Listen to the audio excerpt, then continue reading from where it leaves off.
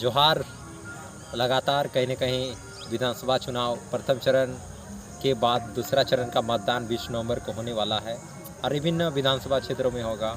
और कहीं न कहीं इस बार विकल्प पार्टी के रूप में कई पार्टियां उभरी है। आपको बताते चलें, झारखंड राज्य की 24 साल हो गए। 24 साल में जो झारखंड की राजनीतिक स्थिति और परिस्थिति बिल्कुल बदलता हुआ नज़र नहीं आया।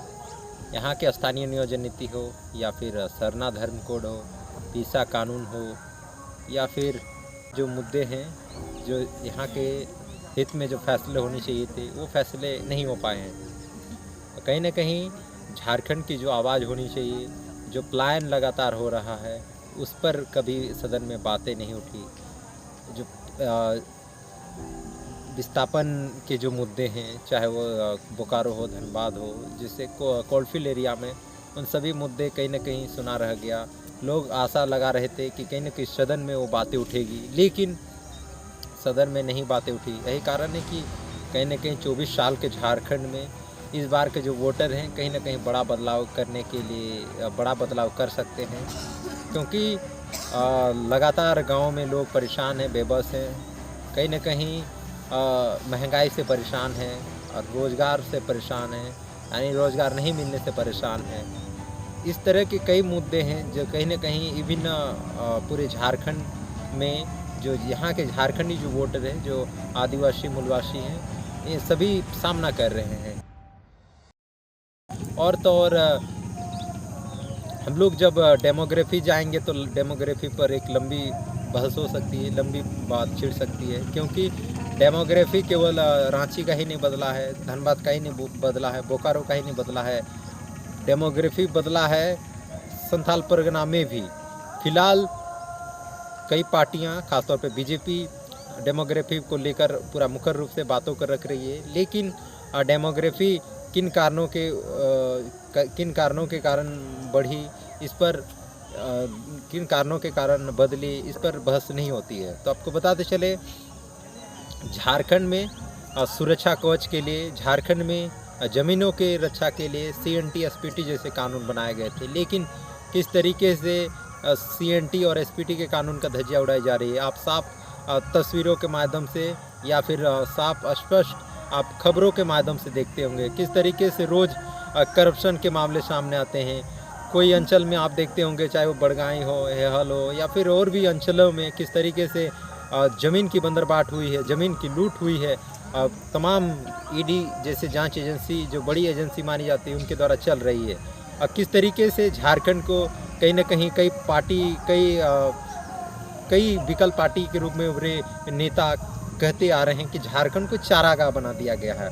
आखिर चारागाह बनाने वाली कौन सी पार्टियां हैं, ये आपको देखनी है, आपको तय करनी है कि वोट किसे देना है, क्योंकि झारखंड की स्वाभिमान, झारखंड के जल जंगल, झारखंडी कौन है, इसको परिभाषित करने के लिए कई ऐसे कदम उठाने की आवश्यकता है जो कहीं न कहीं जो वर्तमान पार्टियां हैं कहीं न कहीं दिखती हुई नज़र नहीं आती है, पहल करते हुए नहीं दिखती है, क्योंकि सदन में केवल वहाँ पर बहसबाजी तो होती है, लेकिन सही बहस नहीं होती है, वंचितों की बहस नहीं होती है, लोगों के हक अधिकार की आवाज़ की बहस नहीं होती है, तो अधिकार मिलेगा कहाँ।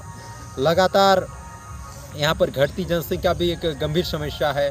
जिस तरीके से झारखंड में खनिज संपदा 40% है, आयरन है, यूरेनियम है, तमाम लोहा है, अब्रक है, लेकिन किस तरीके से खनिज संपदा का खनन हो रहा है, लेकिन यहाँ पर एक फुट कौड़ी तक यहाँ के लोगों को नसीब नहीं हो रहा है।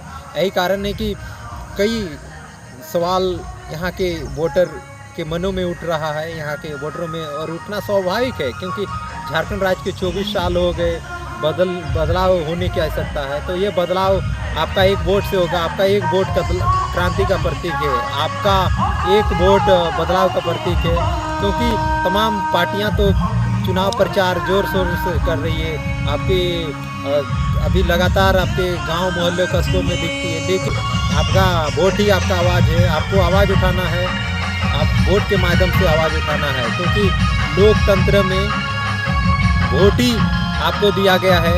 वोट के द्वारा ही आप क्रांति कर सकते हैं, वोट के द्वारा ही आप अपने स्वाभिमान को बचा सकते हैं। आप अपने पहचान को बचा सकते हैं, आप अपने जंगल ज़मीन को बचा सकते हैं, आप अपने ज़मीन को बचा सकते हैं। तो ये आपको ध्यान में रखना है कि 24 साल के झारखंड में कितने विधायक सदन में आपकी आवाज़ को उठाया, कितने विधायक पेशा कानून के मुद्दे को उठाया, कितने विधायक स्थानीय नियोजन नीति के मुद्दे को उठाया, कितने विधायक पलायन जैसे गंभीर मुद्दे को उठाया, कितने विधायक आपके अधिकारों के लिए चाहे नियोजन नीति के लिए वहाँ पर बहस किया। फिलहाल जब आप पूरा सारांश निकालेंगे तो कहीं ना कहीं पूरा बातें छन करके आएगी। तो इस तरीके से आप एक एनालिसिस करके आप वोट करें, क्योंकि वोट लोकतंत्र में आपको एक पावर दिया गया है जो कहीं ना कहीं यहाँ के विधायक सांसद प्रधानमंत्री जैसे उससे भी बढ़ कर के आपको वो पावर है। आपका वोट ही आपका पावर है, यानी आपका वोट बहुत महत्वपूर्ण पावर है जो आपको दिया गया है। और कहीं ना कहीं वोट के माध्यम से बड़ा बदलाव करने के लिए आप तैयार रहिए और एक अच्छे उम्मीदवार का चयन कीजिए जो सदन में आपकी आवाज़ को उठाता है, सदन में कहीं ना कहीं इस बार आपके लिए आंदोलन करता है। और ख़ास तौर पे अगर हम लोग बात करेंगे तो आदिवासियों के मुद्दे पर प्रखर रूप से इस बार भारत आदिवासी पार्टी के सांसद राजकुमार राउत उठाते आ रहे हैं। यही कारण है कि भारत आदिवासी पार्टी को भी विकल्प पार्टी के रूप में इस बार वोटर देख रहे हैं। दूसरी पार्टी है जहां विस्थापन के मुद्दे को लेकर जयराम महतो मुकर करके रहे हैं। यानी इस तरीके से कई चेहरे जो हैं कहीं ना कहीं आप लोगों के मन में ज़रूर दिखता भी होगा। और तो और तमाम पार्टियां जब बीजेपी कांग्रेस के भी आप मैनिफेस्टो देख सकते हैं, उनके काम को देख सकते हैं और सभी पार्टियों के एनालिसिस कर सकते हैं और वोट करें, अपने अधिकार को बचाएं। फिलहाल धन्यवाद, जोहार, जय हिंद, वंदे मातरम।